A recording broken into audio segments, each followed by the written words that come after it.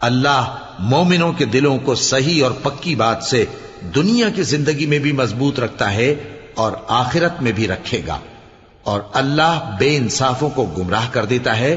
اور اللہ جو چاہتا ہے کرتا ہے۔ کیا تم نے ان لوگوں کو نہیں دیکھا جنہوں نے اللہ کے احسان کو ناشکری سے بدل دیا اور اپنی قوم کو تباہی کے گھر میں لا اتارا،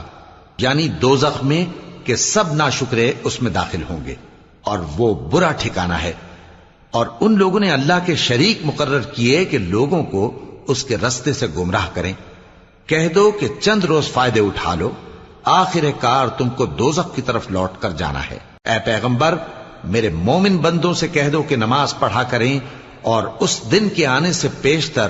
جس میں نہ اعمال کا سودا ہوگا اور نہ دوستی کام آئے گی، ہمارے دیے ہوئے مال میں سے پوشیدہ اور علانیہ خرچ کرتے رہیں۔ اللہ ہی تو ہے جس نے آسمانوں اور زمین